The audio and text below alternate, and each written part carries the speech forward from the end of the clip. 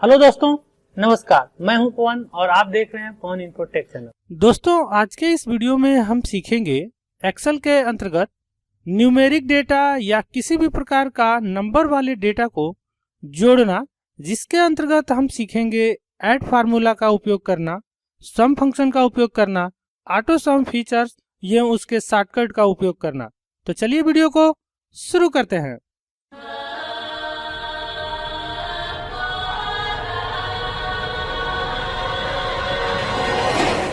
दोस्तों, आज के इस वीडियो से हम शुरू कर रहे हैं एक्सेल के अंतर्गत फार्मूला और फंक्शन की सीरीज, जिसके अंतर्गत सबसे पहले हम सीखेंगे ऐड फार्मूला का उपयोग करना। तो देखिए, आप चाहें तो कॉपी पेन लेकर बैठ सकते हैं, इसी के साथ आप थियोरेटिकल भी अपना थियरी पूरा कर सकते हैं और साथ ही साथ लाइव।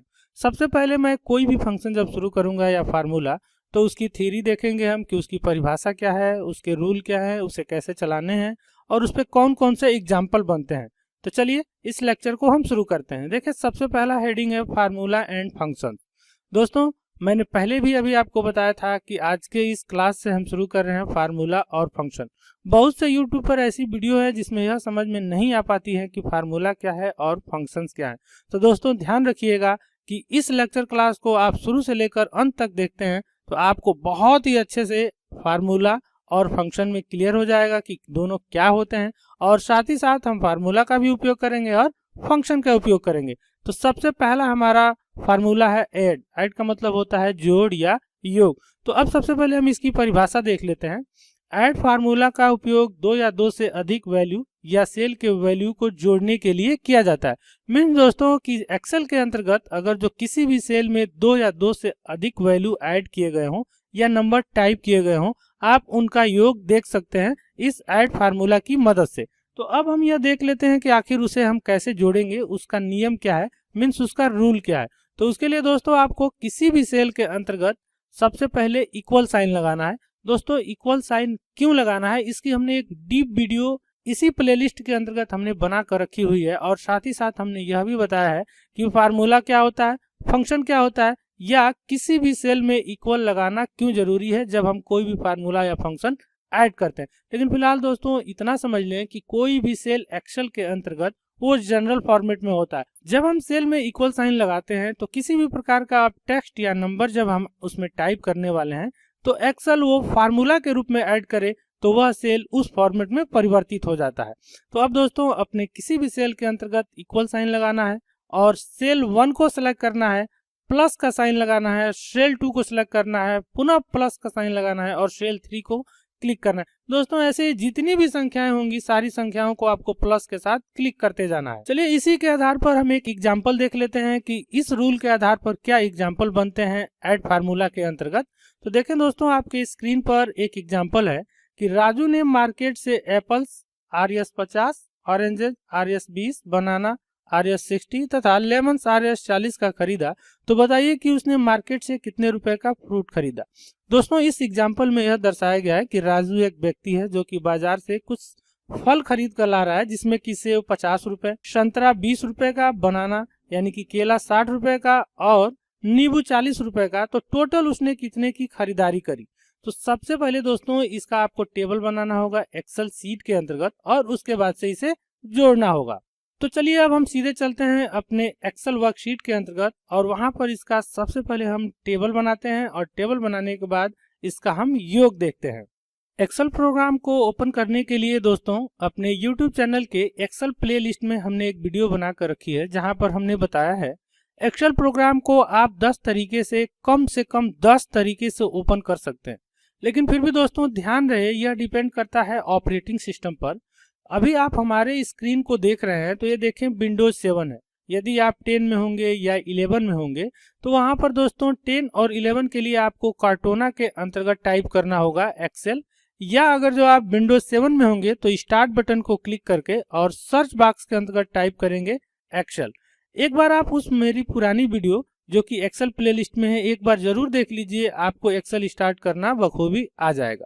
फिलहाल देखें दोस्तों, हमने कार्टोना या फिर सर्च बॉक्स में टाइप करा एक्सेल, और जैसे हमने टाइप करा सबसे ऊपर देखें एक्सेल 2016 यहाँ पे डिस्प्ले हो रहा है प्रोग्राम सर्च होकर। क्योंकि दोस्तों हमारे कंप्यूटर में एक्सेल 2016 है हो सकता हो आपके पास 2007, 2010, 2013, 2019 या 2021 या अन्य कोई भी वर्जन हो सकता है। कोई भी वर्जन होगा, जब आप कार्टोना या सर्च बॉक्स में एक्सेल टाइप करेंगे तो वह प्रोग्राम सबसे ऊपर सर्च होकर आ जाएगा। और यदि गलती से आपके कंप्यूटर में इंस्टॉल नहीं हुआ होगा या आपको नहीं पता है, तो इसी वीडियो के डिस्क्रिप्शन में हमने एक वीडियो का लिंक रखा है जहां पर हमने यह बताया है कि आप अपने कंप्यूटर में माइक्रोसॉफ्ट ऑफिस या एक्सेल प्रोग्राम को कैसे इंस्टॉल कर सकते हैं, या फिर आप इसे बाजार से या किसी दूसरे से परचेज कैसे कर सकते हैं और इंस्टॉल करते हैं। तो एक बार आप उस वीडियो को जरूर देख लीजिएगा। क्योंकि दोस्तों ये पहली वीडियो एक्सेल की, तो इसमें थोड़ा ज्यादा आपको समझना पड़ेगा, तो ध्यान पूर्वक इसको पैसेंस रखकर सीखेंगे, बहुत ही अच्छे से आप सीख पाएंगे। चलिए अब एक्सेल 2016 को हम क्लिक कर देते हैं। जैसे इसे क्लिक करेंगे तो डेस्कटॉप स्क्रीन पर यह ओपन होना प्रारंभ हो जाएगा और थोड़ी ही देर में एक्सेल का स्टार्टअप विंडो आपके डेस्कटॉप स्क्रीन पर ओपन होकर आ जाएगा, जैसा कि अभी आप हमारे डेस्कटॉप स्क्रीन पर देख रहे हैं। यहाँ पर दोस्तों आपको ब्लैंक वर्कबुक को क्लिक करना है। यदि आप एक्सेल के द्वारा बने बनाए वर्कशीट पर काम करना चाहते हैं तो इसी के राइट हैंड साइड और डाउन में आकर देखेंगे तो बहुत से यहाँ पे एक्सेल सीट बने बनाए मिलेंगे।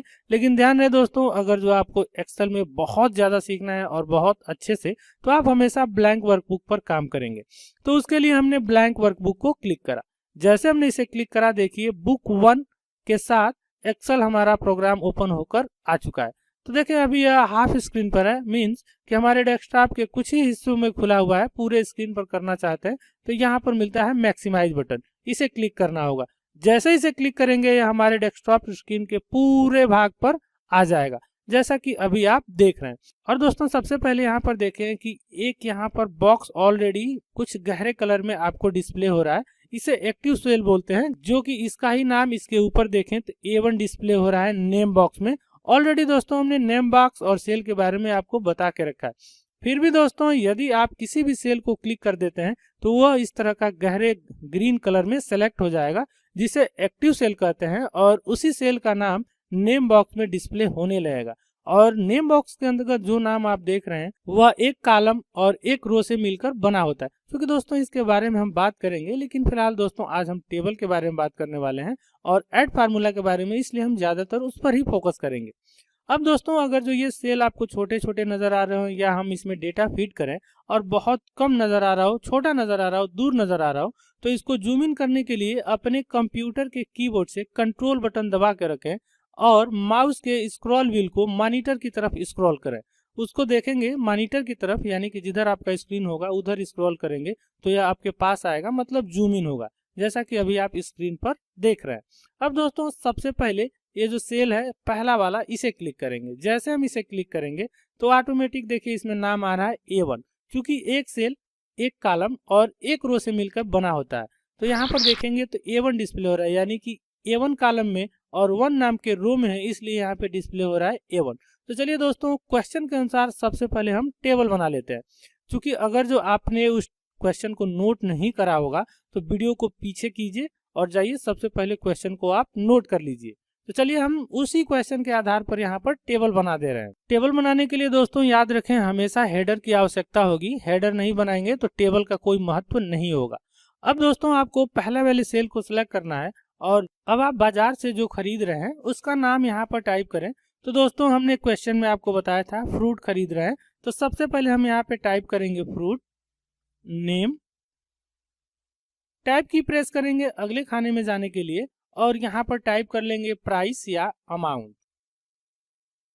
तो हमने टाइप कर दिया प्राइस या फिर अमाउंट, आप भी टाइप कर सकते हैं, लेकिन आप देख रहे होंगे हमने अमाउंट टाइप करा है, लेकिन बोला प्राइस, तो आप दोनों में से कोई भी टाइप कर सकते हैं, कोई इशू नहीं है।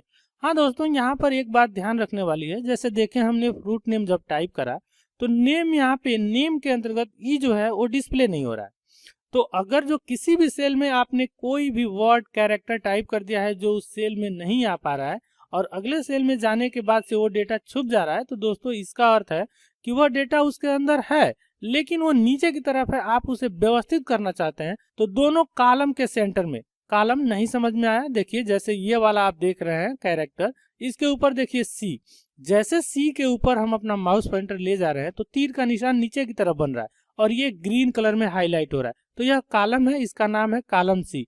ऐसे ही दूसरे वाले अगर जो कैरेक्टर पर आप जाते हैं तो देखिए इसका नाम है डी और इसे पूरा बोलेंगे कॉलम डी। इन दोनों के ऊपर जब हम माउस पॉइंटर ले जा रहे हैं तो तीर का निशान नीचे की तरफ बन रहा है। इसका मतलब है जैसे आप इस पर क्लिक करेंगे तो यह पूरा का पूरा कॉलम सेलेक्ट हो जाएगा, लेकिन इन दोनों के बीच में देखें तो यहाँ पर एक सेपरेटर नजर आ रहा है, एक लाइन जो कि दोनों को अलग कर रहा है। इस पर जैसे आप अपना माउस पॉइंटर ले जाएंगे तो एक दो मुंह का तीर का निशान बनेगा, इसे बोलते हैं रिसाइज बटन। जैसे ही आप इस पर लाकर डबल क्लिक करेंगे तो किसी भी सेल में कितना भी कैरेक्टर आप टाइप करे होंगे उसके अकॉर्डिंग ऑटोमेटिक वह एडजस्ट हो जाएगा। क्योंकि दोस्तों यह तो हमने आपको सिर्फ सिंपल बताने के लिए यहाँ पे टाइप करा था, तो मैं इसे सेलेक्ट करके डिलीट की प्रेस करूंगा ताकि यह यहाँ से डिलीट हो जाए। अब दोस्तों वैसे ही देखें यहाँ पे फ्रूट नेम में नेम के अंतर्गत ई डिस्प्ले नहीं हो रहा है, तो ए और बी के बीच में मैं यहाँ पर डबल क्लिक करूंगा।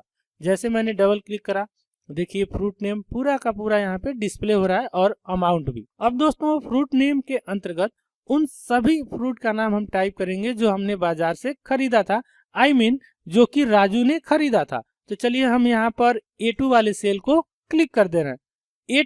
A2 क्यों?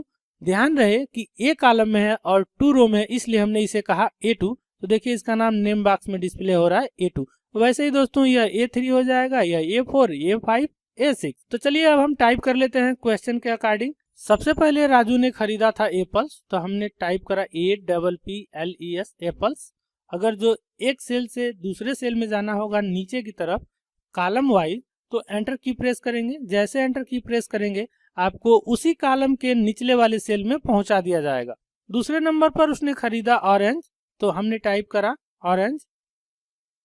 एंटर की प्रेस करेंगे। जैसे एंटर की प्रेस करेंगे अगले वाले सेल में आप पहुंच जाएंगे। यहाँ पर टाइप करना है बनाना, क्योंकि उसने अगला बनाना खरीदा था। पुनः एंटर की प्रेस करेंगे अगले खाने में जाने के लिए और उसने अगला जो भी आइटम्स परचेज किया था उसका नाम टाइप कर लेंगे। तो हमने टाइप करा लेमन, क्योंकि उसने लेमन्स खरीदा था। अब दोस्तों अगर जो आपको एक सेल ऊपर या एक सेल नीचे जाना होगा तो आप अपने कंप्यूटर के कीबोर्ड में देखेंगे तो वहाँ पे डायरेक्शन की बने हुए हैं, अप डाउन लेफ्ट राइट। तो उनका उपयोग करके आप किसी भी सेल के अंतर्गत मूव कर सकते हैं। जैसे ऊपर जाना होगा तो अप की को प्रेस करेंगे, नीचे जाना होगा तो डाउन की, अगर जो आपको लेफ्ट जाना होगा तो लेफ्ट की, और अगर जो राइट जाना होगा तो राइट की। चलिए फिलहाल हम आ जाते हैं B2 वाले सेल में। B2 मीन्स कि B कॉलम और दूसरे नंबर के रो में। अब यहाँ पर दोस्तों हम अमाउंट फिल करेंगे जो कि एप्पल्स का अमाउंट था। तो चलिए सबसे पहले हम क्वेश्चन को देख लेते हैं कि उस क्वेश्चन में अमाउंट क्या था। तो एप्पल्स के लिए थे 50, तो हमने यहाँ पे टाइप करा 50। हमको यहाँ पर सेल चेंज करना है तो टाइप करने के बाद एंटर की प्रेस करना है। अब हमें ऑरेंजेस का यहाँ पर अमाउंट फिल करना है, तो क्वेश्चन से हम देख लेंगे और देखने के बाद से हम उसका जो भी अमाउंट होगा टाइप कर लेंगे। तो ऑरेंजेस का अमाउंट था 20, तो हमने टाइप करा 20। पुनः एंटर की प्रेस करेंगे अगले खाने में जाने के लिए। अब बनाना का क्या हमारा अमाउंट था वह देख लेते हैं क्वेश्चन के अनुसार। तो क्वेश्चन में था 60 रुपए, तो हमने टाइप करा 60 और एंटर की प्रेस करा। ऐसे ही दोस्तों लेमन्स का देख लेंगे। तो लेमन्स का अमाउंट है 40 रुपए, हमने टाइप करा 40 और एंटर की प्रेस करा।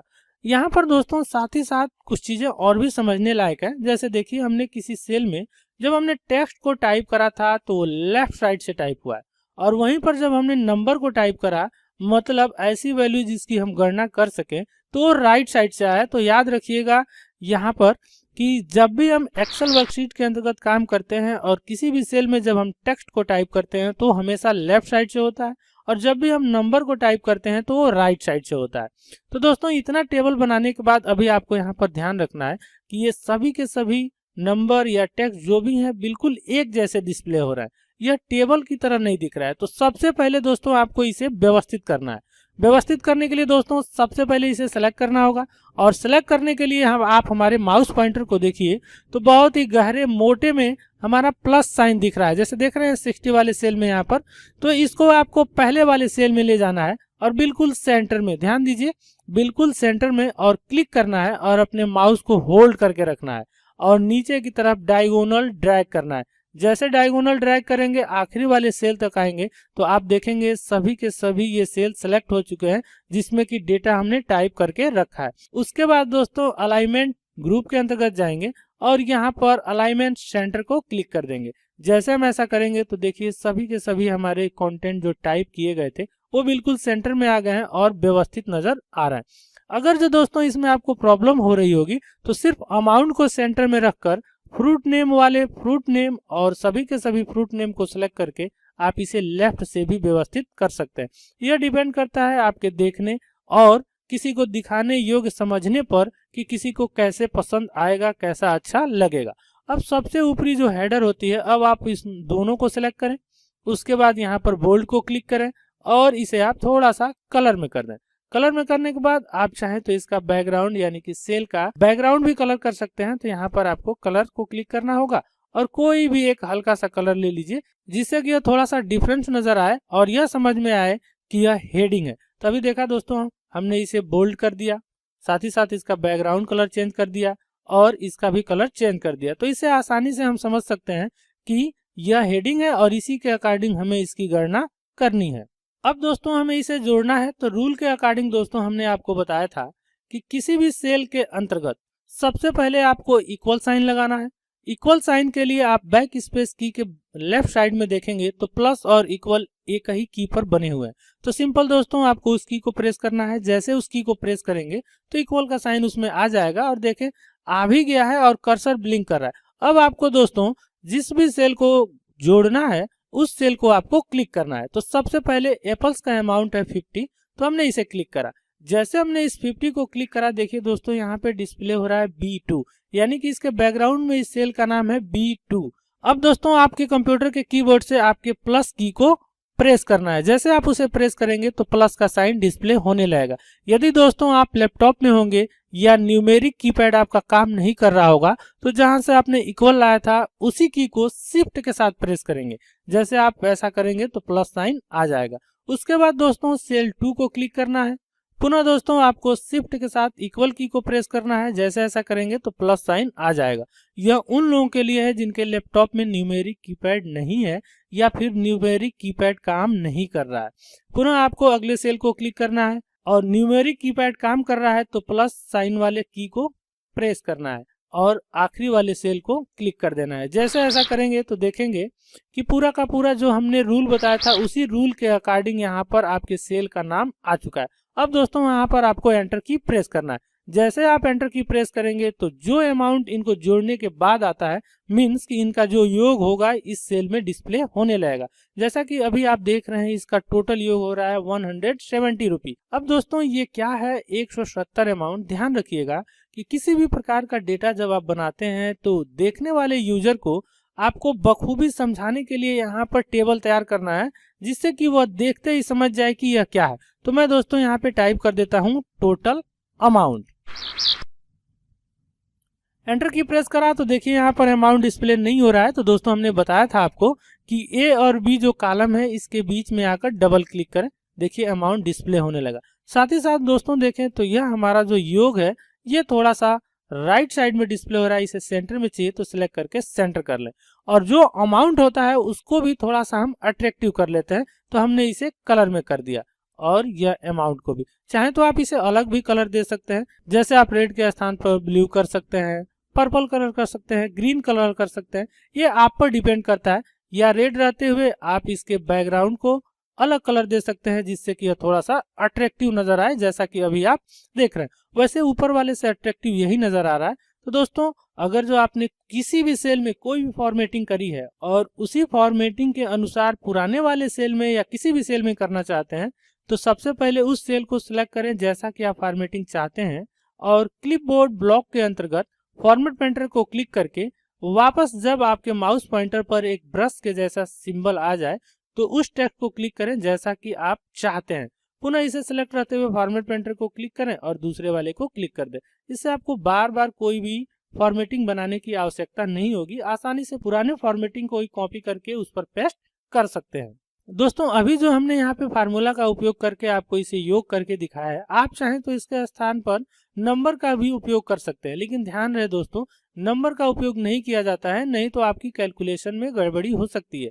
चलिए देख लेते हैं कि अगर जो आपने नंबर से करा तो क्या गड़बड़ी होगी और नंबर से कैसे किया जाता है। तो उसके लिए दोस्तों आपको किसी भी सेल में रहते हुए इक्वल साइन की को प्रेस कर देना है। प्रेस करने के बाद से दोस्तों आपको सिंपल जो अमाउंट है उसे टाइप करना है। जैसे पहला अमाउंट है 50 प्लस 20 प्लस 60 प्लस 40, मतलब क्रम से वो सभी अमाउंट को आपको टाइप करते जाना है और एंटर की प्रेस करना है। जैसे आप एंटर की प्रेस करेंगे तो आप देखेंगे दोस्तों कि जो रिजल्ट यहाँ पर हमने ऐड फार्मूला के उपयोग से करा था वही रिजल्ट यहाँ पर भी डिस्प्ले हो रहा है। लेकिन ध्यान रहे दोस्तों, अगर जो किसी भी अमाउंट को हम चेंज करते हैं इसमें से, तो ये पहला वाला जो हमने फार्मूला का उपयोग करा था इसमें चेंजिंग हो जाएगा, लेकिन ये जो अभी हमने कैलकुलेट करा था इसमें चेंजिंग नहीं होगा।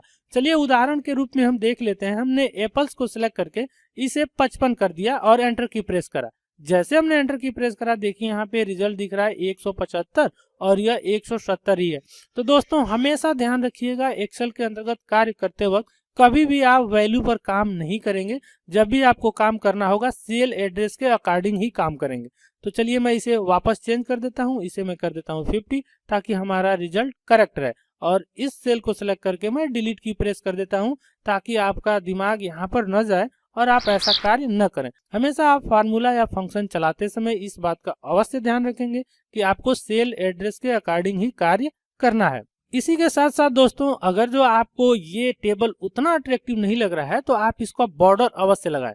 बॉर्डर लगाने के लिए फिर वही तरीका है दोस्तों, सबसे पहले आप इसे सेलेक्ट करिए। सबको सेलेक्ट करने के लिए हमने पहले बताया था कि पहले वाले सेल के सेंटर में जाएं और डायगोनल अपने माउस पॉइंटर को ड्रैग करें अंत तक जहां तक कि आपका डेटा है। उसके बाद देखिए यहाँ पे बॉर्डर्स का ऑप्शन आता है, इसके ड्रॉप डाउन बटन को क्लिक करें और ऑल बॉर्डर्स को क्लिक कर दें। जैसे ऐसा करेंगे तो इसमें बॉर्डर डिस्प्ले होने लगेगा और साथ ही साथ यह प्रिंट आउट में भी आएगा। क्योंकि यह जो आप देख रहे हैं जाल या फिर ये डॉट डॉट या फिर ये जो लाइन है, ये लाइनें प्रिंट आउट में नहीं आती हैं, सिर्फ आपके डेटा की सहूलियत के लिए रखा गया है कि आपका डेटा टेबुलर फॉर्म में रिकॉर्ड हो यहाँ पर। लेकिन अगर जो प्रिंट आउट में आप चाहते हैं तो ये दोस्तों हमारे एक्सेल के वीडियो में जब हम रिव्यू और व्यू टैब को पढ़ाएंगे तो वहां पर हम आपको बताएंगे। लेकिन ध्यान रहे वो उतना कामगार नहीं है जितना कामगार हमने अभी आपको यहाँ पर बताया है। तो इस तरह का जरूर आप टेबल बनाएं, थोड़ा अट्रैक्टिव टेबल बनाएं ताकि किसी को देखते ही समझ में आ जाए। जैसा कि अभी आप देख रहे हैं कि यह हेडिंग है, इसके अंदर हमने ये परचेज करा है, इसका यह अमाउंट है, टोटल अमाउंट इतना आ रहा है। यह अट्रैक्टिव है, इसे देखते ही कोई भी व्यक्ति आसानी से समझ सकता है। दोस्तों हम आशा करते हैं कि जो हमने ये टेबल बनाया है और ये क्वेश्चन के आधार पर जो हमने आपको समझाया है बखूबी आपको समझ में आ गया है। इसी के आधार पर दोस्तों एक और एग्जाम्पल हम देख लेते हैं और हम यह इसी एग्जाम्पल के साथ समझना चाहते हैं कि क्या आपने वाकई समझ लिया है और टेबल बनाना सीख लिया है कि नहीं। तो चलिए सबसे पहले एग्जाम्पल नंबर 2 को हम देख लेते हैं। एग्जाम्पल नंबर 2 कह रहा है किसी स्कूल के क्लास 1 में 22 बॉयज और 24 गर्ल्स, क्लास 2 में 30 बॉयज और 25 गर्ल्स तथा क्लास 3 में 28 बॉयज और 22 गर्ल्स हैं। तो बताइए कि प्रत्येक क्लास में टोटल कितने कितने स्टूडेंट्स हैं तथा साथ ही साथ दोस्तों इस क्वेश्चन में नहीं है और साथ ही साथ यह भी बताइए कि उस पूरे विद्यालय में कितने स्टूडेंट हैं।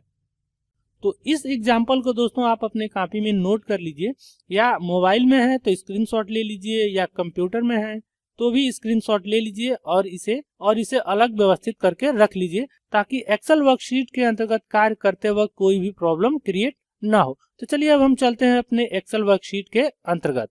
अब दोस्तों ये टेबल पुराने वाले एग्जाम्पल के अनुसार था, यहाँ पर मैं नया टैब ले रहा हूँ। नया टैब लेने के लिए शीट 1 के राइट हैंड साइड में देखिए एक प्लस का साइन डिस्प्ले हो रहा है, जो न्यू शीट के लिए इसे आपको क्लिक करना होगा। जैसे आप इसे क्लिक करेंगे तो एक नया शीट मिल जाएगा और देखिए इसका नाम आ गया है शीट 2। अब पुनः दोस्तों अपने कंप्यूटर के कीबोर्ड में कंट्रोल कीज को प्रेस करके रखना है और माउस के स्क्रॉल व्हील को मॉनिटर की तरफ स्क्रॉल करना है ताकि यह पेज जूम हो जाए। और जूम होने का यह अर्थ है कि आपके नजदीक आ जाए, जिससे कि आप डेटा को आसानी से देख सकें, टाइप कर सकें और उस पर कार्य कर सकें। अब क्वेश्चन के आधार पर सबसे पहले दोस्तों हम यहाँ पर टेबल बना लेते हैं और टेबल बनाने के लिए हमने अभी आपको बताया था कि सबसे पहले हेडिंग लगाना बहुत ही जरूरी है। हेडिंग से ही पता लगता है कि हम क्या यहाँ पर बना रहे हैं और इसका मतलब क्या है। तो क्वेश्चन में सबसे पहले दोस्तों है कि क्लास, तो सबसे पहले हम यहाँ टाइप कर लेंगे क्लास, टैब की प्रेस करेंगे। अगले खाने में जाने के लिए मीन्स करंट रो में अगर जो अगले सेल में जाना होगा, मीन्स कि करंट रो में अगले सेल यानी कि आगे की तरफ आपको बढ़ना होगा तो टैब की प्रेस करना होगा। और यदि करंट सेल से नीचे की तरफ यानी कि कॉलम वाइज आगे जाना होगा तो एंटर की प्रेस करना होगा। तो हमने यहाँ पे टैब की प्रेस करा अगले खाने में जाने के लिए, जिसका नाम है B1, मतलब B कॉलम और 1 नंबर रो में। अब यहाँ पे टाइप करना है आपको बॉयज, पुनः टैब की प्रेस करना है अगले सेल में जाने के लिए, या यूं कहें तो अगले कॉलम में जाने के लिए। और जिस सेल में हम पहुंचे हैं उस सेल का नाम है C1, चूंकि C कॉलम और 1 रो से मिलकर बना है इसलिए इसका नाम है C1। यहाँ पे टाइप करना है गर्ल्स, पुनः टैब की प्रेस करना है। जैसे टैब की प्रेस करेंगे हम D1 में चले जाएंगे और यहाँ पर टाइप करना है टोटल और एंटर की प्रेस करना है। जैसे हम एंटर की प्रेस करेंगे तो सबसे पहले वाले कॉलम और दूसरे वाले रो में चले जाएंगे। एंटर की का उपयोग हमेशा दोस्तों अंत में करते हैं। जब हम अंत में करते हैं तो वो तुरंत हमें पहले वाले खाने में पहुंचा देता है जहां से हमको डेटा टाइप करना है। अब दोस्तों क्लास टोटल कितने थे, तो 3 तक थे, तो हम यहाँ पर टाइप कर लेते हैं 1 एंटर, 2 एंटर, 3 एंटर। अब जब हम एंटर करते हैं तो चौथे पे आ जाते हैं। पुनः दोस्तों अब हमको बॉयज वाले खाने में आना है, तो इसके लिए बॉयज के निचले वाले सेल को क्लिक करना है। आप माउस से भी क्लिक कर सकते हैं, चाहे तो डायरेक्शन की मदद से भी आप जा सकते हैं। तो हमने यहाँ पर बॉयज के नीचे वाले दूसरे नंबर के रो यानी कि क्लास 1 वाले सेल के अंतर्गत हमने क्लिक कर दिया। अब सबसे पहले क्लास 1 में देखते हैं, तो क्लास 1 में 22 बॉयज हैं। टाइप करेंगे अगले खाने में जाने के लिए 24 गर्ल्स हैं, पुनः एंटर की प्रेस करेंगे। अब क्लास 2 के अंतर्गत 30 बॉयज टाइप करेंगे और 25 गर्ल्स हैं, पुनः एंटर की प्रेस करेंगे। क्लास 3 के अंतर्गत देखेंगे कि कितने बॉयज हैं, तो 28 बॉयज हैं। टाइप की प्रेस करेंगे अगले खाने में जाने के लिए और क्लास 3 के अंतर्गत 22 गर्ल्स हैं। टाइप करके एंटर की प्रेस करेंगे। अभी देखेंगे दोस्तों तो ये जो डेटा आप देख रहे हैं टेबुलर फॉर्म में है, लेकिन वास्तव में टेबुलर फॉर्म में ये है नहीं, मीन्स कि ये अलाइन नहीं है। सबसे पहले दोस्तों इसे अलाइन करना होगा और अलाइन करने के साथ साथ दोस्तों मैं आपको बता दूं, यदि ये वाली जो फॉन्ट स्टाइल आप देख रहे हैं, जो फॉन्ट फेस, ये एक्सेल की तरफ से डिफॉल्ट कैलिबरी फॉन्ट होता है जिसकी साइज 11 होती है। दोस्तों यह 1 नंबर का क्वेश्चन CCC में या O लेवल में या किसी भी तरह के मौखिक जो कि एक्सेल के पेपर होते हैं या वाइवा होता है, तो वहां पर ये 1 नंबर के सवाल पूछे जाते हैं। तो उसके लिए ध्यान रखिएगा दोस्तों, हमेशा याद रखिएगा कि Excel by default Calibri font और 11 साइज के साथ ओपन होता है। फिलहाल दोस्तों हम इसका फॉन्ट का स्टाइल और साइज बदलना चाहते हैं, तो सबसे पहले आप इन्हें सेलेक्ट कर लें। आप उतने को सिलेक्ट करें जितने का चेंज करना चाहते हैं, और यदि पूरे सीट के अंतर्गत चेंज करना चाहते हैं तो उसके लिए आपको सिलेक्ट ऑल बटन का उपयोग करना होगा। फिलहाल दोस्तों मैं सिर्फ इतने का ही चेंज करना चाहता हूं, तो मैंने एक रो और सिलेक्ट करा और यहाँ पर फॉन्ट जो फेस दिख रहा है इसे क्लिक करा और मेरा पसंदीदा फॉन्ट है टाइम्स न्यू रोमन। टाइप करा और एंटर की प्रेस करा। जैसे हमने एंटर की प्रेस करा देखिए यहाँ पे फॉन्ट का स्टाइल बदल चुका है। साइज बढ़ानी है तो यहाँ पे देखिए 11 डिस्प्ले हो रहा है, इसके ड्रॉप डाउन बटन को क्लिक करा और 12 को क्लिक करा। जैसे हमने क्लिक करा देखिए थोड़ी सी साइज बढ़ चुकी है। अब दोस्तों इसे व्यवस्थित करना है, तो व्यवस्थित करने के लिए हमने बताया था यहाँ पर आपको डबल क्लिक करना है। जैसे आप डबल क्लिक करेंगे तो सेल में जिस हिसाब से टेक्स्ट या नंबर टाइप हुए होंगे उस हिसाब से यह व्यवस्थित हो जाएगा। उसके बाद से दोस्तों पुनः इसे सेलेक्ट करना है और आपको यहाँ पर इसे अलाइन कर लेना है। जैसे आप अलाइन करेंगे तो ये थोड़ा और व्यवस्थित नजर आने लगेंगे। उसके बाद सबसे पहले वाले हेडर वाले रो को सिलेक्ट करना है और उसके बैकग्राउंड में ब्लैक कलर फिल कर देना है। दोस्तों डेटा गायब नहीं हुआ है, ब्लैक कलर फिल हुआ है और उसके ऊपर जो टेक्स्ट थे वो टेक्स्ट या फॉन्ट का जो स्टाइल था वो या फॉन्ट जो हमने टाइप करा था उसका कलर था ब्लैक, इसलिए वो डिस्प्ले नहीं हो रहा है। तो बगल में टेक्स्ट कलर है, इसे क्लिक कर दें। जो भी कलर आप चाहते होंगे इसके ड्रॉप डाउन बटन को क्लिक करके उस कलर को आप सेलेक्ट कर लें। वैसे रेड इस पे बहुत अच्छा लग रहा है, मुझे भी लग रहा है, आई होप आपको भी अच्छा लग रहा होगा। अगर जो ऐसा ही है तो इसे हम रहने देते हैं या फिर आप अपनी मर्जी का टेबल तैयार कर लेंगे। बहुत पास होने की अवस्था में दोस्तों आप इन दोनों कॉलम के बीच में जब रिसाइज बटन बने तो अपनी इच्छा अनुसार आप अपने कॉलम की चौड़ाई को एडजस्ट भी कर सकते हैं, जैसा कि अभी आप स्क्रीन पर देख रहे हैं। अब सबसे पहले दोस्तों हमने बताया था इसका बॉर्डर आप बना लो। हमने चूंकि लास्ट में बताया था लेकिन आप पहले ही बना लो, अच्छा रहेगा। देख लो कितना अच्छा लग रहा है।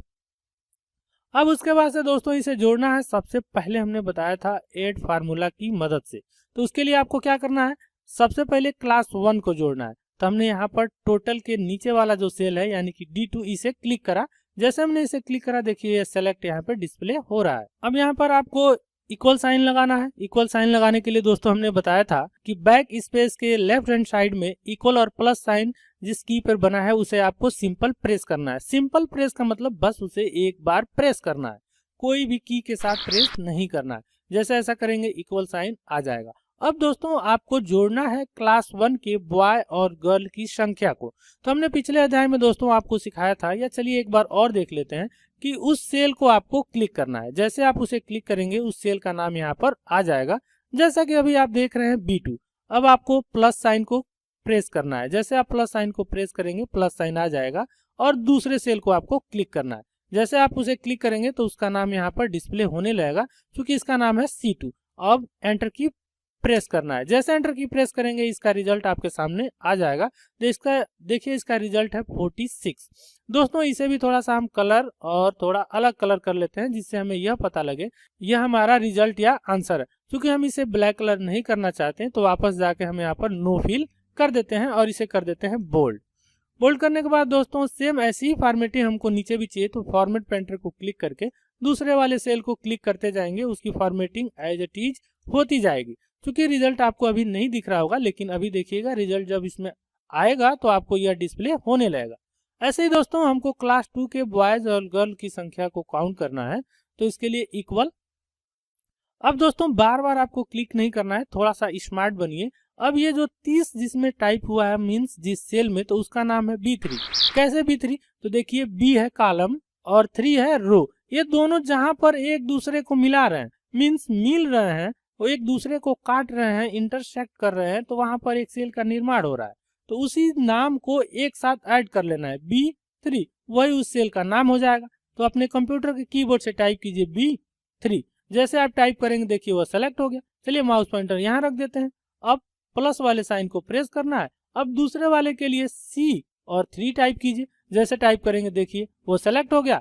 एंटर की प्रेस करना है। जैसे एंटर की प्रेस करेंगे देखिए आंसर आ गया। जस्ट वैसे ही दोस्तों ये वाला यानी कि क्लास 3 वाले बॉयज और गर्ल की संख्या को हमको टोटल करना है, तो equal B4 plus C4। Enter की प्रेस कीजिए, इसका आंसर यहाँ पर आ जाएगा। तो ये जो आप टोटल देख रहे हैं परिणाम, क्लास 1 में 46 बच्चे हैं, क्लास 2 में 55 है और क्लास 3 में 50 बच्चे हैं। लेकिन इस प्रकार दोस्तों हमको टोटल की संख्या निकालनी है कि उस पूरे विद्यालय में कितने बच्चे हैं। तो उसके लिए दोस्तों ध्यान रखिए कि इन टोटल को हम यहीं पर निकाल देते हैं। उसके लिए सबसे पहले हमने क्लास जो हमने टाइप करा हेडर, फॉर्मेट पेंटर को क्लिक करा और यहाँ पर इन दोनों सेलों पर वही वाला फॉर्मेट अप्लाई कर दिया और यहाँ पर टाइप करा सब टोटल। एंटर की प्रेस करा। देखिए थोड़ा सा ये अनएडजस्टेड नजर आ रहा है, तो सबसे पहले इन दोनों को सिलेक्ट करें। दोस्तों सेल को सिलेक्ट करना हमने बता दिया है। फिर भी आपको समझ में नहीं आता है तो इस वीडियो को पीछे कीजिए और शुरू से देखिए, हमने वहां बताया। अब यहाँ पर मर्ज एंड सेंटर देखिए, अलाइनमेंट ग्रुप के अंतर्गत यहाँ पर एक ऑप्शन दिख रहा है मर्ज एंड सेंटर, इसे क्लिक कर दें। जैसे आप इसे क्लिक करेंगे देखिए ये दोनों सेल एक में हो जाएंगे। शायद दोनों ब्लैक कलर में इसलिए आपको समझ में नहीं आ रहा है, तो चलिए दोस्तों मैं यहाँ पर आपको समझा देता हूँ। ये जो सेल आप देख रहे हैं ना एफ और जी कॉलम के अंतर्गत ये चौथे नंबर का, हमने इसको सेलेक्ट करा। देखिए ये 2 हैं और जैसे मर्ज एंड सेंटर को आप क्लिक करेंगे दोनों एक हो जाएंगे। देख रहे हैं, ऐसा ही हमने यहाँ पर अप्लाई करा। ठीक वैसे ही दोस्तों ये जो 2 सेल आप देख रहे हैं इन दोनों को एक करना है, तो इसे सिलेक्ट करेंगे और मर्ज एंड सेंटर को क्लिक कर देंगे। देखिए यहाँ पे दोनों एक हो गए। अब दोस्तों पुनः वही प्रक्रिया आपको दोहरानी है। यहाँ पे इक्वल पहला सेल प्लस दूसरा सेल प्लस तीसरा सेल, एंटर की प्रेस करना है। टोटल उस विद्यालय में 151 बच्चे हैं। यही वाली फॉर्मेटिंग इस पे अप्लाई करनी है, तो इसे सिलेक्ट रखना है, फॉर्मेट पेंटर को क्लिक करना है और इस वाले सेल यानी कि जिस सेल पर ये फॉर्मेटिंग अप्लाई करनी है उसे क्लिक कर देना है। आंसर आ जाएगा। क्योंकि देखिए अनमर्ज हो गया, इसलिए क्योंकि एक सेल का डेटा था इसलिए एक सेल में आ रहा। पुनः इसे सिलेक्ट करके मर्ज एंड सेंटर को क्लिक कर दें, यह डेटा इसमें आ जाएगा। इसे भी अलग अट्रैक्टिव करना है तो आप यहाँ से अलग थोड़ा सा इसे कलर कर लो ताकि यह अलग दिखे। तो अब देखें यहाँ पे रिजल्ट प्रत्येक क्लास का यहाँ पर दिख रहा है और साथ ही साथ पूरे विद्यालय का भी दिख रहा है। यहाँ पर भी दोस्तों आप नंबर का उपयोग करके योग निकाल सकते हैं, लेकिन हमने बताया था दोस्तों कि वह तरीका गलत है। वह करंट टाइम के लिए होता है, जिस डेटा को आप व्यवस्थित नहीं करना चाहते हैं तो उस प्रकार के डेटा को आप ऐसे टाइप करके और कैलकुलेट कर सकते हैं, लेकिन वह तरीका सही नहीं है। हमेशा आपको फंक्शन या फार्मूला के अकॉर्डिंग ही कुछ भी एक्सेल के अंतर्गत कार्य करना है, जिसमें कि सेल प्रतिभाग करे, उसके वैल्यू या नंबर नहीं। तो इस प्रकार दोस्तों आपने ऐड फार्मूला का उपयोग करना बखूबी सीख लिया है। दोस्तों अब हम सीख लेते हैं सम फंक्शन का उपयोग करना, सम फंक्शन की परिभाषा और उसके रूल। तो चलिए अब चलते हैं अपने पावर पॉइंट प्रेजेंटेशन के अंतर्गत। सम का भी मतलब होता है योग या जोड़। सम फंक्शन का उपयोग दो या दो से अधिक सेल्स के वैल्यू को जोड़ने के लिए किया जाता है। इसका रूल देख लें दोस्तों, तो किसी भी सेल के अंतर्गत आपको टाइप करना है equal sum open parenthesis first cell colon last cell. अभी जो हमने पिछले एग्जांपल में दिखाया था आपको वैल्यू को कैलकुलेट करके, तो एक एक सेल को हमने प्लस करके सेलेक्ट करा था, लेकिन ऐसा आपको इस सम फंक्शन के अंतर्गत नहीं करना है। आप चाहें तो कर भी सकते हैं, लेकिन टाइम बचाने के लिए आप पहली वैल्यू वाले सेल को सिलेक्ट करिए और कॉलन लगाइए और लास्ट वाले सेल को सिलेक्ट कीजिए। सारे वैल्यू का रिजल्ट एक ही बार आपको मिल जाएगा, जिससे कि आपका बहुत टाइम बचता है। चलिए इस सम फंक्शन की परिभाषा और रूल के अकॉर्डिंग देखते हैं कि इसके अंतर्गत एग्जाम्पल पर हम कैसे इसे अप्लाई करने वाले हैं। तो हमारे पास एग्जाम्पल डिस्प्ले हो रहा है कि रामू ने क्लास 6 में हिंदी में 45, इंग्लिश में 40, मैथ में 42, साइंस में 35, सोशल स्टडी में 38 और ड्राइंग में 46 अंक प्राप्त किया। तो टोटल सब्जेक्ट में उसका कुल कितना अंक है। मीन्स दोस्तों कि रामू कोई एक लड़का है जिसने क्लास में निम्नवत अंक पाए हुए हैं निम्नवत सब्जेक्ट में, और उसका एक टेबल तैयार करके यह हमें पता करना है कि उसका टोटल क्लास 6 में कितना अंक है। तो चलिए अब हम चलते हैं एक्सेल वर्कशीट में और उसका टेबल बनाने की कोशिश करते हैं, जैसा कि हमने पिछले वाले अभी एग्जाम्पल में सीखा था। हम आ चुके हैं अपने एक्सेल वर्कशीट के अंतर्गत। अब यहाँ पर नया वर्कशीट लेने के लिए प्लस वाले साइन को क्लिक करना है। जैसे क्लिक करेंगे शीट 3 आ जाएगा। अब आपको यहाँ पे कंप्यूटर के कीबोर्ड से कंट्रोल की प्रेस करके रखना है और मॉनिटर की तरफ स्क्रॉल व्हील बटन को स्क्रॉल करना है। तो अब क्वेश्चन के अकॉर्डिंग देखें दोस्तों, तो वहां पर सब्जेक्ट और उसके अंक डिस्प्ले हो रहे थे। तो सबसे पहले वाले खाने में आपको टाइप करना है सब्जेक्ट, टैब की प्रेस करना है और मार्क्स अगले वाले सेल में। खाने और सेल में कोई डिफरेंट नहीं है दोस्तों। खाने या खाना हम हिंदी में बोल रहे हैं और सेल हम इंग्लिश में बोल रहे हैं। अगर जो दोनों में आपको कंफ्यूजन होगी तो आप हमसे इसी वीडियो में कमेंट करके कुछ भी पूछ सकते हैं। लेकिन दोस्तों आप हमेशा याद रखिए, खाने बोलें या सेल बोलें, दोनों का मतलब एक ही होगा। अभी देखें फिर से कैलिवरी में हो गया है। तो दोस्तों इसे फिर से हम टाइम न्यू रोमन में बदलना चाहते हैं। तो हमने आपको अभी पिछले कुछ समय पहले बताया था कि सबसे पहले उनको सेलेक्ट कर लीजिए और उसके बाद से फॉन्ट की स्टाइल बदल लीजिए। तो ऐसा करने की दोस्तों आपको जरूरत नहीं है। पूरे वर्कशीट के अगर जो स्टाइल को बदलना है तो आप यहाँ पे देखो, ये सिलेक्ट ऑल बटन है दिख रहा है, ए और 1 के दोनों के सेंटर में। यहाँ पर इसे क्लिक करेंगे। जैसे आप इसे क्लिक करेंगे पूरा का पूरा यह सीट सेलेक्ट हो जाएगा।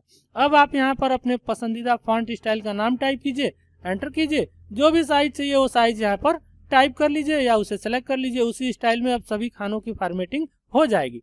अब सबसे पहले दोस्तों हम फटाफट इसके सब्जेक्ट टाइप कर लेते हैं, क्योंकि अभी कुछ समय पहले हमने टाइप करना बताया था कि पहले सब्जेक्ट टाइप करो फिर एंटर करो, अगले खाने में चला जाएगा। तो मैं फटाफट यहाँ पे टाइप कर लेता हूँ। फिर भी आपको कोई प्रॉब्लम होगी तो आप हमें वीडियो में कमेंट करके जरूर बताइएगा। सब्जेक्ट हमने पूरे यहाँ पर टाइप कर लिए हैं, जैसा कि अभी आपने देखा था फास्ट फॉरवर्ड वीडियो में। ये टोटल है जिसका अंक हम यहाँ पे टोटल अंक करने वाले हैं योग, तो वो यहाँ पर आएगा, इसलिए पहले ही मैंने टोटल टाइप कर लिया। अब क्वेश्चन में जो मार्क्स थे उन मार्क के अकॉर्डिंग हम Hindi, English, math, science, SST, drawing उसके आगे वाले सेल के अंतर्गत हम टाइप कर लेते हैं। क्योंकि क्वेश्चन आपके पास भी है या स्क्रीन पर आपको उसका दिख रहा होगा क्वेश्चन, या फिर आपने पहले से स्क्रीनशॉट या नोट करके भी रखा होगा। और यदि नहीं करा होगा तो प्लीज वीडियो को पीछे कीजिए, जाइए क्वेश्चन नोट कीजिए या फिर उसका स्क्रीनशॉट ले लीजिए। चलिए मैं फटाफट इसमें इनके मार्क टाइप कर लेता हूँ। फाइनली दोस्तों हमने मार्क टाइप कर लिया। अब सबसे पहले इसे अलाइन कर लेते हैं। तो हमने इन सबको सेलेक्ट करा, यहाँ से अलाइन कर दिया। क्योंकि सब्जेक्ट उतने अच्छे से नहीं डिस्प्ले हो रहे हैं तो सबसे पहले मैं सब्जेक्ट वाले को सिलेक्ट करके इसको लेफ्ट साइड से अलाइन कर लेता हूँ। अब सब्जेक्ट और मार्क्स हेडिंग है, तो इन दोनों को सिलेक्ट करके मैं यहाँ से इसका थोड़ा सा स्टाइल चेंज कर देता हूँ। ठीक ऐसे ही फॉर्मेटिंग हमको टोटल के साथ चाहिए। तो हमने सब्जेक्ट को सिलेक्ट करके फॉर्मेट पेंटर को क्लिक करा और टोटल को क्लिक कर दिया। पुनः फॉर्मेट पेंटर को क्लिक करके हमने यहाँ पर क्लिक कर दिया, ताकि ये योग जो हो इसी तरह की फॉर्मेटिंग में आए। अब इन सबको सिलेक्ट करके यहाँ पर बॉर्डर बना लेते हैं। फाइनली हमने देखा दोस्तों यहाँ पर बॉर्डर इसका तैयार कर दिया। अब जो टोटल वाला सेल है इसको सिलेक्ट रखना है। शायद आपको ये टोटल वाला सेल ना समझ में आ रहा हो, तो दोस्तों किसी व्हाइट वाले सेल को हम सिलेक्ट करके फॉर्मेट पेंटर को क्लिक करके वापस इसे पुरानी अवस्था में कर देते हैं, जिससे कि आपको आसानी से यह समझ में आए। अब दोस्तों यहाँ पर इस सेल को सिलेक्ट रखना है जिसमें आपको योग चाहिए और इक्वल प्रेस और इक्वल की को प्रेस करना है। जैसे आप प्रेस करेंगे इक्वल का साइन उस सेल में आ जाएगा। अब दोस्तों यहाँ पर आपको टाइप करना है अपने कंप्यूटर के कीबोर्ड से SUM। यहाँ पर क्वेश्चन यह भी आपका बन सकता है कि सम जो हम टाइप कर रहे हैं स्मॉल लेटर में, कैपिटल लेटर में या किस केस में। तो दोस्तों किसी भी केस में टाइप कीजिए, मीन्स कैपिटल लेटर में, सेंटेंस केस में, स्मॉल लेटर में, बस आपको सम टाइप करना है जिसका स्पेलिंग ध्यान रखना है SUM। सही अगर जो स्पेलिंग होगा तो जस्ट उससे मिलता जुलता यहाँ पर ऑटो सजेस्टेड आ जाएंगे फंक्शन। देखिए आ रहा है सम।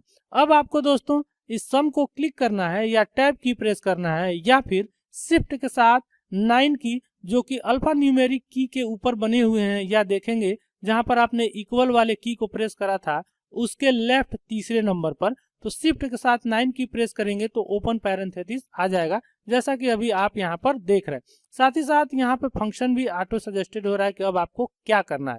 लेकिन दोस्तों हमने यहाँ पे रूल बताया था आपको, first cell colon last cell, मतलब पहला सेल उसके साथ आखिरी वाले सेल को आपको टाइप करना है। तो उसके लिए दोस्तों हमने 45 वाले सेल को क्लिक करा। जैसे हमने क्लिक करा इसका नाम देखिए आ गया B2। उसके बाद शिफ्ट के साथ कॉलन की को प्रेस करना है। जैसे ऐसा करेंगे तो देखिए यहाँ पर कॉलन आ गया और साथ ही साथ यहाँ पे B2 डिस्प्ले हो रहा है, तो यहाँ पर आपको बैक कर लेना है। बैक करने के बाद आखिरी वाला कौन सा सेल है, तो ये वाला सेल है जो कि जिसका नाम होगा B7। तो हमने इसे क्लिक करा। जैसे हमने इसे क्लिक करा देखिए ऑटोमेटिक ये सब सिलेक्टेड यहाँ पे नजर आ रहे हैं, B2 कॉलन B7। अब आपको शिफ्ट के साथ 0 की प्रेस करना है जो कि प्लस के दूसरे नंबर वाले लेफ्ट साइड में की है, और एंटर की प्रेस करना है। जैसे एंटर की प्रेस करेंगे इसका आंसर यहाँ पर आ जाएगा 246। आपने देखा दोस्तों कि फार्मूला से बढ़िया ये हमारा फंक्शन है कि पहले वाले ही सेल को सिलेक्ट करके और आखिरी वाले सेल को सिलेक्ट करना है बीच में कॉलन लगाकर, तो ऑटोमेटिक यहाँ पर रिजल्ट इसका प्राप्त हो जाएगा।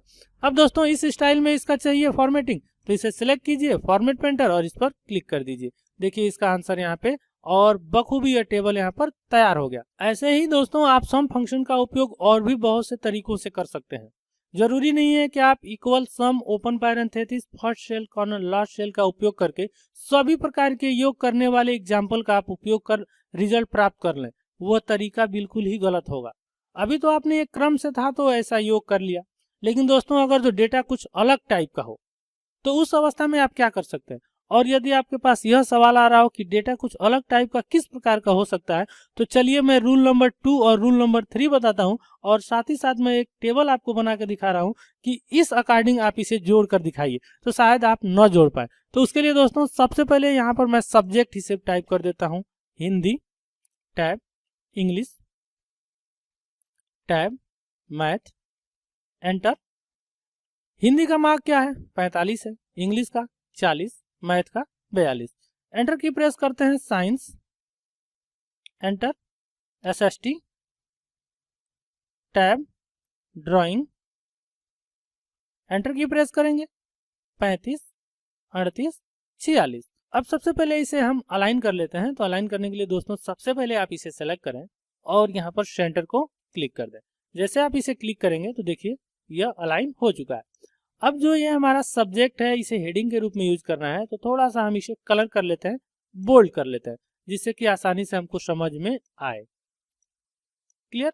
अब दोस्तों इस प्रकार का अगर जो डेटा हो आपके पास, तो आप इसका योग कैसे करेंगे। इस प्रकार तो नहीं ही कर पाएंगे। तो इस प्रकार के डेटा का योग करने के लिए दो तरीका है। सबसे पहला तरीका हम यहाँ पर उपयोग करने वाले हैं दोस्तों, आपको टाइप करना है equal sum, open parenthesis, first cell comma, second cell comma, third cell comma, fourth comma, fifth comma, six. ऐसे ही जितने भी सेल में नंबर टाइप किए गए उनका योग करना हो तो आप ऐसे कामा लगा लगा कर आप उनका उपयोग कर सकते हैं। जैसा कि आप स्क्रीन पर देख रहे हैं, हमने टाइप करा equal sum, open parenthesis, D3 कामा लगाया E3। ऐसे ही प्रत्येक सेल को आप सिलेक्ट कर सकते हैं। जब अंत तक आप पहुंच जाए तो शिफ्ट के साथ 0 की प्रेस करें, एंटर की प्रेस करें, उसका रिजल्ट यहाँ पर आ जाएगा। जैसा कि देखिए पहले वाले में 246, इसमें भी रिजल्ट आया है 246। इसमें भी अगर जो दोस्तों आपको प्रॉब्लम हो रहा है, बहुत से सेल के लिए कामा का उपयोग करना पड़ रहा है, सारे सेल को एक एक बार क्लिक करना पड़ रहा है और आप टाइम बचाना चाहते हैं, तो उसके लिए दोस्तों दूसरा एक और नियम है। वो नियम है equal sum, open parenthesis, first range. First range मतलब जहां से हमारा नंबर पहला स्टार्ट हो रहा है आखिरी, पहले वाले को क्लिक करके अंत तक जाएं, कामा लगाएं। लेकिन अभी देखें D3 से F3 तक हम आ चुके हैं। कामा लगाने के बाद दूसरे रेंज को आपको सेलेक्ट करना है। सेलेक्ट करने के लिए क्लिक कीजिए पहले को और अंत तक ड्रैग करते हुए जाइए और शिफ्ट के साथ 0 की प्रेस कीजिए, एंटर की प्रेस कीजिए। देखिए आंसर यहाँ पे आ जाएगा। तो इस प्रकार का कोई भी टेबल या डेटा हो या अलग अलग जगह पर नंबर टाइप किए गए हो रेंज वाइज, तो इस प्रकार से आप आसानी से उसका कैलकुलेशन यहाँ पर कर सकते हैं। इसी प्रकार दोस्तों आप सम के अंतर्गत किसी भी वैल्यू यानी कि इस नंबर को भी आप टाइप करके आसानी से योग कर सकते हैं, लेकिन वो तरीका गलत होगा, हमने फार्मूला के अंतर्गत ही बताया था। चलिए सीख लेते हैं कैसे। Equal sum open parenthesis 45 comma 40 कामा 42 कॉमा 35 कामा 38 comma 46 close parenthesis enter. Answer तो वही मिलेगा, लेकिन जैसे ही आप पुराने वाले नंबर में कोई भी परिवर्तन करेंगे तो यहाँ पर उसका रिजल्ट प्रभाव नहीं पड़ेगा, बाकी सब में पड़ेगा। तो याद रखिएगा दोस्तों, जो ये तरीका हमने आपको बताया है, इस तरीका का आपको कभी भी उपयोग नहीं करना है। यह तरीका बिल्कुल ही गलत है। तो चलिए हम इसे सिलेक्ट करके डिलीट कर देते हैं। तो इस प्रकार दोस्तों आप ऐड फार्मूला और सम फंक्शन का उपयोग करना बखूबी सीख लिया। इसके अतिरिक्त भी दोस्तों जोड़ने के और भी तरीके होते हैं, वो कैसे, तो चलिए हम वो सीख लेते हैं। तो उसके लिए दोस्तों थोड़ा सा इस सीट को हम स्क्रॉल कर लेते हैं। एग्जाम्पल 2 वाली जो है अब एग्जाम्पल 1 के रूप में यहाँ रखते हैं और इसी प्रकार के डेटा को हम यहाँ पर पुनः टाइप कर लेते हैं। क्योंकि दूसरा यानी कि आखिरी वाला जो तरीका है अगला, वो कैसे काम करता है और कैसे हम कैलकुलेट करेंगे वो सीख लेते हैं। उसके लिए सेम वही दोस्तों, यहाँ पर सबसे पहले मैं टाइप कर लेता हूँ सब्जेक्ट, उसके बाद यहाँ पे मैं टाइप कर लेता हूँ मार्क्स, एंटर। अब मार्क और सब्जेक्ट को मैं फटाफट टाइप कर लेता हूँ और फिर उस पर हम बात करते हैं। फाइनली दोस्तों हमने सब्जेक्ट और मार्क्स को टाइप कर लिया है। सबसे पहले थोड़ा सा इसे हम अलाइन कर लेते हैं। तो हमने इसे सिलेक्ट करा और इसे सेंटर में कर दिया और ये पहले से ही अलाइन है। फॉर्मेट पेंटर की मदद से थोड़ा सा स्टाइल इसका हम चेंज कर देते हैं।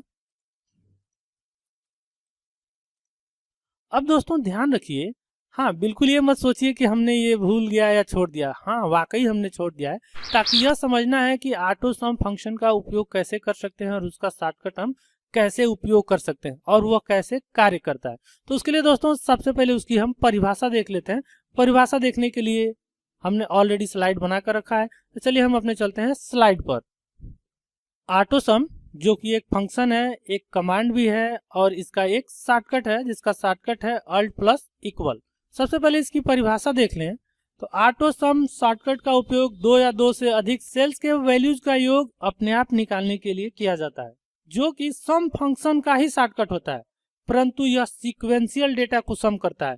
अर्थात ऐसा डेटा जो लगातार सेल में टाइप किया गया हो तो योग करेगा, और यदि ऐसा कोई डेटा हो जिसमें बीच में कोई भी सेल खाली हो तो योग वहीं तक रुक जाएगा, मीन्स कि उसका योग नहीं निकालेगा। इसका उपयोग कैसे करना है, रूल क्या है, सिंपल दोस्तों, जहां पर आपको आंसर चाहिए मीन्स योग चाहिए तो उस सेल में आपको अल्ट प्लस इक्वल की प्रेस करना है, एंटर की प्रेस करना है, योग मिल जाएगा। चलिए इसका सीधे हम एक्सेल वर्कशीट पर ही चल के उपयोग सीख लेते हैं। अभी जो हमने ये टेबल आपको तैयार करके दिखाया था, इसका योग निकालना है। हाँ दोस्तों, उसमें एक नोट भी था। नोट यह था कि यह सीक्वेंशियल तो चलता ही है, साथ ही साथ वर्टिकल या हॉरिजॉन्टल किसी भी प्रकार का डेटा हो वह उसका योग निकाल सकता है। जैसे अभी देखें तो मार्क्स 45, 40, 35 और 38 यहाँ पर डिस्प्ले हो रहा है और बीच में यहाँ पे 2 सेल हमने खाली रखा है। अब दोस्तों अगर जो इस सेल में इसका योग चाहिए तो इसे सेलेक्ट करके अपने कंप्यूटर के कीबोर्ड से अल्ट प्लस इक्वल की प्रेस करना है। जैसे अल्ट प्लस इक्वल की प्रेस करेंगे ऑटोमेटिक इसमें इक्वल सम ओपन पैरेंथेसिस और इसमें का फर्स्ट सेल और लास्ट सेल ऑटोमेटिक इसमें टाइप हो जाएगा। बस एंटर की प्रेस करेंगे, इसका योग यहाँ पर डिस्प्ले होने लगेगा जैसा कि अभी आप देख रहे हैं। लेकिन यहीं पर दोस्तों अगर जो डेटा क्रम से होता है, जैसे मैं यहाँ पर दिखा देता हूँ 45, 40, 36, 52, 35, 38, ये अनुमानित एक डेटा है। इसका योग यहाँ पर आपको निकालना है। इसका योग आप यहाँ पर निकालना चाहते हैं तो अल्ट प्लस इक्वल की प्रेस करें। देखें ऑटोमेटिक सभी के सभी डेटा यहाँ पर सिलेक्ट हो गए। एंटर की प्रेस कीजिए, आंसर यहाँ पर डिस्प्ले हो जाएगा। यही वाली बात दोस्तों आपको याद रखनी है कि बीच में कोई भी सेल खाली नहीं होना चाहिए। कोई भी सेल खाली होगा तो यह योग नहीं करेगा। साथ ही साथ दोस्तों आपने इसका शॉर्टकट सीखा, इसे हटाकर हम आपको दिखा रहे हैं कि अगर जो आप शॉर्टकट की का उपयोग नहीं करना चाहते तो उस सेल को सिलेक्ट रखिए जहां पर आपको इसका योग चाहिए। सिलेक्ट करा हमने और यहाँ पर देखिए दिख रहा है ऑटो सम एडिटिंग ब्लॉक के अंतर्गत, इसे आपको क्लिक करना है। जैसे क्लिक करेंगे यह काम करना शुरू कर देगा। एंटर की प्रेस करेंगे, आंसर यहाँ पर आ जाएगा। तो आप ऑटो सम का भी उपयोग कर सकते हैं या चाहे तो उसके शॉर्टकट का भी उपयोग कर सकते हैं। तो दोस्तों इस एग्जांपल में आपने वर्टिकली ऑटो सम का उपयोग सीखा है। हॉरिजॉन्टली डेटा होगा जैसे कि रो वाइज, जैसे देखिए 454042 इसको जोड़ना है। उस सेल को क्लिक कीजिए जहां पर आपको योग चाहिए, अल्ट प्लस इक्वल की प्रेस कीजिए, ऑटोमेटिक जो इसके लेफ्ट साइड में नंबर वाले डेटा होंगे उन्हें सेलेक्ट कर लेगा। जैसे एंटर की प्रेस करेंगे उनका आंसर यहाँ पर आ जाएगा। जैसे इसका हमको निकालना है तो हमने यहाँ पर क्लिक करा, अल्ट प्लस इक्वल की प्रेस करा, एंटर की प्रेस करा, देखिए काम कर रहा है। हाँ दोस्तों ये भी हो सकता है कि आपके कंप्यूटर में कहीं अल्ट प्लस इक्वल नहीं काम करता हो, तो कोई समस्या नहीं है, आप ऑटो सम को क्लिक कर लो। या आपका कीबोर्ड मॉडर्न वाला होगा तो फंक्शन की के साथ अल्ट प्लस इक्वल की को प्रेस कर लेना, काम करेगा। दोस्तों आशा करते हैं आपको वीडियो पसंद आया होगा और एक्सेल का मेरा सबसे पहला वाला यह वीडियो फंक्शन का, जिसमें कि ऐड फार्मूला और सम फंक्शन और साथ ही साथ सम फंक्शन के शॉर्टकट की के बारे में हमने आपको बताया। ऐसे ही बहुत से आपको वीडियो चाहिए किसी भी फंक्शन पर, फार्मूला पर, और इसकी पीडीएफ चाहिए तो दोस्तों इसी वीडियो के डिस्क्रिप्शन में हमने एक डेमो पीडीएफ की एक फाइल रखी हुई है जिसे आप डाउनलोड करके देख सकते हैं डेमो के रूप में। और ये वीडियो और हमारे समझाने का तरीका आपको समझ में आ रहा है तो हमने एक पीडीएफ फाइल बनाई हुई है लगभग 150 फंक्शन का उपयोग करके एग्जाम्पल के साथ। वो पीडीएफ अब आपको चाहिए तो आप हमसे परचेज कर सकते हैं और उसी पीडीएफ में हमने परचेज करने का तरीका और कास्ट भी इनबिल्ट करके रखा है। तो एक बार आप जाइए डिस्क्रिप्शन चेक कीजिए, अगर जो आपको पसंद आ रहा है तो आप परचेज कीजिए, वरना आप हमारे चैनल पर लगातार बने रहिए। मैं प्रत्येक फार्मूला और फंक्शन की वीडियो बनाते रहूंगा जिससे कि आप आसानी से सीख सकते हैं विदाउट पीडीएफ का। लेकिन अगर जो आप बहुत कम समय में जल्दी से और आप हमारे पीडीएफ को चाहते हैं और हमसे सीखना चाहते हैं तो एक बार डिस्क्रिप्शन चेक कीजिए और उसे परचेज कीजिए। आशा करते हैं दोस्तों ये वीडियो आपको पसंद आया होगा। वीडियो पसंद आया तो वीडियो को लाइक कीजिए, चैनल पर नए हैं तो सब्सक्राइब कर लीजिए, और आपको सब्सक्राइब कर भी लेना चाहिए, नहीं करेंगे पता नहीं यूट्यूब में किधर खो जाएंगे, ढूंढते रह जाएंगे। तो एक बार सब्सक्राइब कर लीजिए, जैसे सब्सक्राइब करेंगे जब भी हम वीडियो बनाएंगे आपके मोबाइल कंप्यूटर स्क्रीन पर पहले आ जाएंगे। मिलते हैं दोस्तों आपको new video new tips and trick के साथ, तब तक के लिए नमस्कार, जय हिंद, जय भारत।